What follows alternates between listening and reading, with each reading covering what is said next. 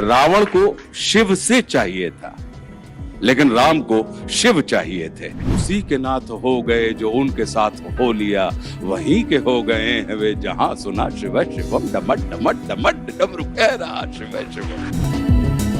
रावण के जिस किरदार की आप बात कर रहे हैं, मेरा ये मानना है कि अगर राम को आपको सही तरीके से जानना है तो आपको रावण के मार्ग से आप निश्चित रूप से जान सकते हैं, क्योंकि जो पुण्यात्मा होते हैं वो परमात्मा का स्मरण तो कर सकते हैं, लेकिन जो पापात्मा होता है वो परमात्मा का स्फुरण करता है। पुण्यात्मा भले ही परमात्मा को पहचानने में कहीं चूक कर दे, लेकिन मेरा अपना ये मानना है कि पापात्मा जो है वो परमात्मा को बिल्कुल अंधेरे में भी पहचान लेता है कि ये परमात्मा है, क्योंकि उसका पूरा चित्त चरित्र और चिंतन जो होता है वो परमात्मा के प्रति उनकी जागरूकता के भाव से भरा हुआ होता है। तो मेरा ये मानना है कि रावण के रास्ते पे चल के आप राम तक पहुंच सकते हैं। कुछ लोग क्या होता है पंकज, कि कुछ लोग जुड़कर लड़ते हैं और कुछ लोग लड़कर जुड़ जाते हैं।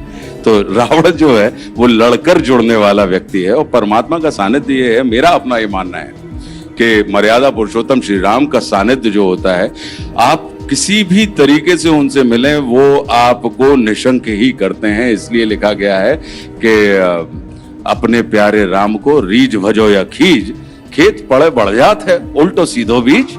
तो ये वाली जो बात है, तो मेरा अपना यही मानना है कि उनका जो सानिध्य होता है वो आपको निशंक करता है, चाहे आप किसी भी भाव, भाषा या व्यवहार के माध्यम से उनके संपर्क में आते हैं। और जब रावण का जिक्र होता है तो रावण ने सीता जी को कभी छुआ तक नहीं। रावण शिव भक्त थे, उन्होंने शिव की तपस्या की, 10 शीश का उनको वरदान भी मिला और शायद राम के हाथों मरकर वो मोक्ष पाना चाहते थे। तो रावण को अगर उस तरीके से देखे तो प्रकांड पंडित थे रावण।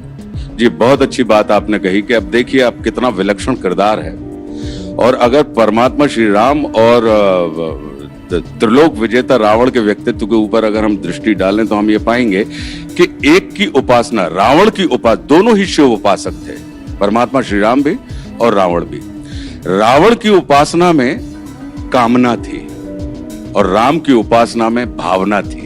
तो जब आप कामना से प्रेरित होकर किसी की उपासना करते हैं तो आपका आराध्य आपको वो देता है जो आराधक चाहता है, लेकिन जब आप भावना से प्रेरित होकर आप किसी की उपासना करते हैं तो आपका आराधक, आपका आराध्य आपको वो देता है जो आराध्य चाहता है।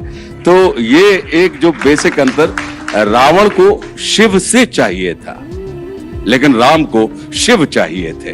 तो शिव से चाहिए वाली स्थिति में आवश्यक नहीं है कि जो आपको शिव से मिले उसमें शिव भी मौजूद हो, लेकिन अगर आपको शिव चाहिए तो जहां पर शिव है तो जो कुछ भी शिव के पास है वो आपके पास स्वस्फूर्त तरीके से उपलब्ध हो जाता है। तो अगर उनको देखें, दोनों कमाल के लीडर थे, दोनों की फैन फॉलोइंग थी। अगर उसको आज के तरीके से हम अगर चरितार्थ करने की बात करते हैं कि दोनों के बहुत बड़े प्रबल पक्षधर थे, लेकिन रावण यदि उन्हीं गुणों के साथ हां कहना सीख लेता तो वो तिरस्कार का नहीं सत्कार का विषय हो जाते, और राम यदि उन्हीं गुणों के साथ ना कहना सीख लेते कि ना भाई को राज्य दे दो, नहीं देता, एक पत्नी व्रत करो, नहीं करता।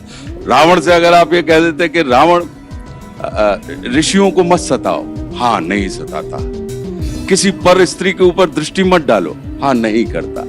तो जो उनके अंदर अगर हम देखें तो हाँ और ना का एक व्यक्ति जो था, जो इंकार के भाव से भरा हुआ था, जिसे आप रावण का चरित्र कहते हैं, और एक व्यक्ति जो थे जो मर्यादा पुरुषोत्तम है, वो स्वीकार के भाव से भरे हुए थे कि उनके जीवन में जो कुछ भी आया उन्होंने तत्काल उसको स्वीकार करते हुए चले गए।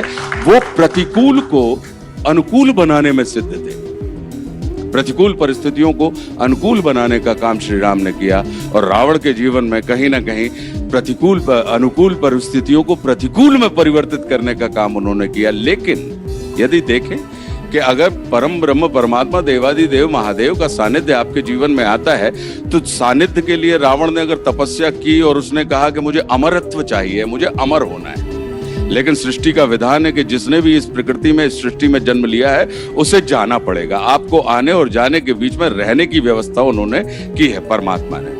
तो अब विधान को तो तोड़ नहीं सकते थे, लेकिन अपना सबसे बड़ा भक्त रावण अगर है तो अब उसको अमृत कैसे प्राप्त करवाया जाए। तो देवादिदेव महादेव ने अपने आराध्य राम के साथ उनको शत्रु के भाव से जोड़ के, तो अब जब तक राम है तब तक रावण की चर्चा आप करते रहेंगे।